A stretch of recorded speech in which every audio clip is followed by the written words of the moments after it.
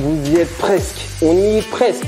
Donc là, vous êtes face à l'objection, je dois y réfléchir. Vous savez que en répondant à cette question de la bonne manière, vous allez pouvoir changer, inverser la risque et inverser la tendance. Dans cette vidéo, nous allons voir justement comment répondre à cette objection de manière précise, nette, pour permettre à votre interlocuteur de passer à l'action immédiatement pour avoir un maximum de résultats très rapidement.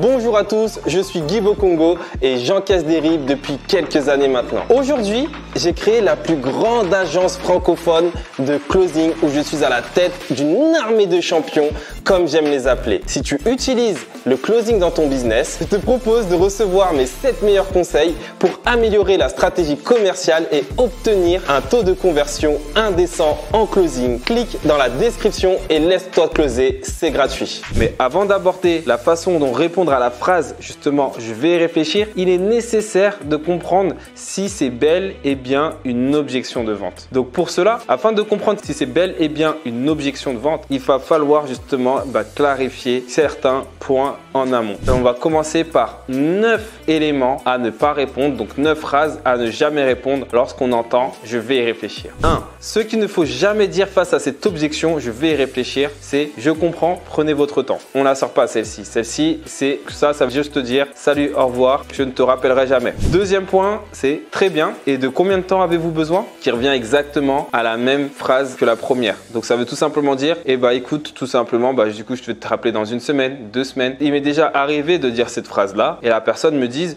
écoutez, on peut se rappeler dans 6 mois. Donc tout simplement, c'est une objection qui signifie la clôture de la vente. Troisième question à ne jamais poser, c'est quand est-ce que vous allez me donner des nouvelles? Forcément, qui représente à peu près la même chose, c'est qu'on laisse l'option au prospect à nous donner l'ordre et n'oubliez pas, nous avons le cadre de ce closing. Quatrième point, à quoi voulez-vous réfléchir? Là, c'est une question qui est beaucoup trop ouverte. Le prospect peut partir dans tous les sens et de toute façon, on va faire le point de suite par rapport à cette phrase juste après. Cinquième point, est-ce qu'il y a des questions auxquelles je n'ai pas répondu? Là, forcément, le prospect va vous dire non, c'était très bien, mais j'ai besoin d'y réfléchir, j'ai besoin d'un petit peu de temps. En sixième point, qu'est-ce qui vous fait hésiter? Comme on l'a vu tout à l'heure ou dans une précédente vidéo, il n'est pas nécessaire de formuler des phrases qui ont un aspect de fin négatif. Donc, l'hésitation n'est pas un aspect qui est positif justement. En septième point, qu'est-ce que je peux faire de plus? En huitième point, comment peut-on conclure ça aujourd'hui? On va détailler pourquoi est-ce que cette question n'est pas adaptée pour favoriser le closing par la suite. Et le neuvième point, c'est est-ce qu'il y a quelque chose que je peux faire pour vous aider à vous décider aujourd'hui? Mais surtout, pourquoi il ne faut pas répondre ainsi à cette objection? C'est assez simple. Les représentants, en fait, justement, ne devraient jamais répondre aux prospects qui veulent prendre un temps de réflexion en utilisant une phrase qui est située au-dessus, mais justement pour 4 raisons. Et ces 4 raisons, la première, c'est très régulièrement, c'est qu'elle entraîne justement une perte de contrôle sur les ventes et malheureusement, ça pousse la réflexion de manière assez importante du prospect et du coup, on le sort de la vente. Alors que notre but,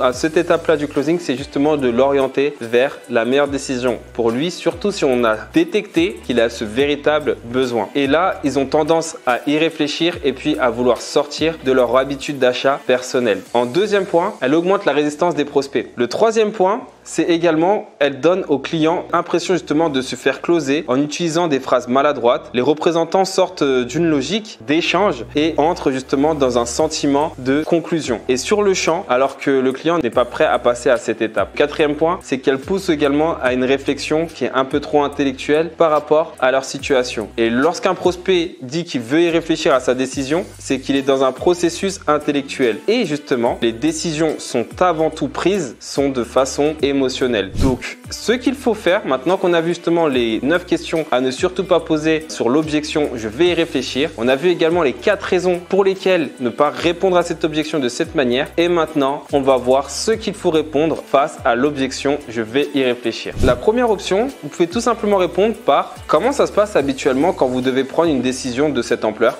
et le laisser parler. Deuxièmement, qu'est-ce que vous espérez clarifier? Troisième possibilité, est-ce que vous avez toujours l'habitude de prendre le temps de réfléchir pour des décisions comme celle-ci? Quatrième possibilité, quelle décision espérez-vous avoir prise d'ici la prochaine fois que l'on se reparle? Cinquième possibilité, est-ce que je peux vous partager mon expérience? Puis-je partager justement une histoire, un exemple, comment le temps de réflexion n'aidera pas à prendre une décision? Sixième possibilité, qu'est-ce qui se passe dans votre tête présentement? Et septième question à poser, pouvez-vous m'en dire plus? Les meilleures questions sont souvent les plus courtes. À travers ces réponses-là, vous allez pouvoir rebondir sur la réflexion qui souhaite emmener. Votre procès va pouvoir s'ouvrir et sur lequel vous allez pouvoir entrer justement dans les détails de son objection et ensuite creuser afin de soulever l'objection et repartir sur le désir et également sur les douleurs qu'on a pu étudier à travers ce processus de closing. Si le contenu que je t'ai partagé à travers cette vidéo t'a plu, je t'invite à lever le pouce YouTube vers le haut, me poser tes questions en commentaire, je les lis personnellement et cliquer sur le bouton s'abonner. Et si tu me suis depuis un petit temps maintenant,